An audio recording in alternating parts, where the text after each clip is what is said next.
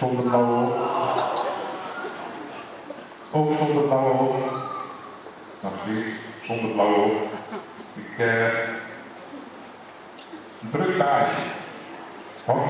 Hobby, nog eens trainen. Anderen trainen, zelf trainen. Af en toe zag ik je weer een blauwe oog in de klasschool. Dan had je weer of een stoet of weer een andere bal of wat dan ook in je gezicht had. En dan ook nog af en toe studeren. Wat je eigenlijk ook best goed afdenkt, dan je eigenlijk in een mooie certificaat en een mooi diploma. Jij wist ook nog lange tijd niet wat je ging doen. Weet je nu wel? Ik ga sport- en bewegingscommunicatie. Oké, Nijmegen. Dus ik denk dat een studie bij je past.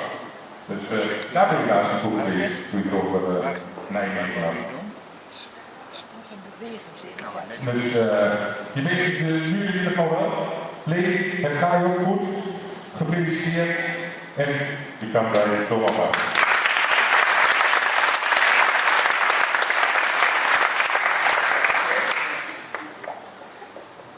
Victor.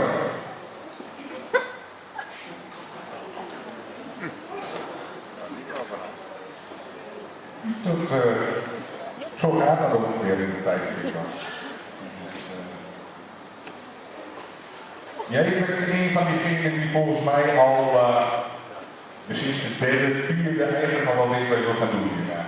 Jij computers, heel lang ding en daar ga je dus straks mee door. Dus je gaat informatica studeren aan straks jong. Voor zover ik weet, als je verkeerd hebt moet je even, dat is echt, dat klopt. Jij doet daarnaast aan mountainbiken. Doe je vrij fanatiek. En je moest redelijk hard werken voor school om het uiteindelijk te halen. Tenminste, je zelf opgeschreven.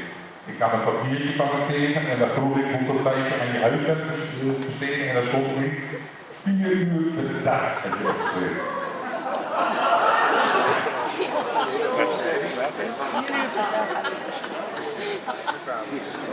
Wacht, dat even precies. Ja, dan heb je stond, ik wil je wel laten zien, en je stond per dag. Jij gaat dus informatica doen en dan straks genomen. Ik wens je daar heel veel succes en gefeliciteerd met je diploma.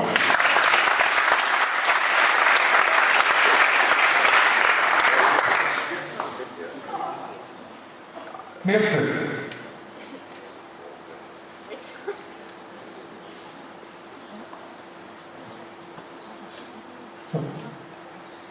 Ik ben echt heel blij dat jij hier nu staat. Want in de derde klas had ik eigenlijk al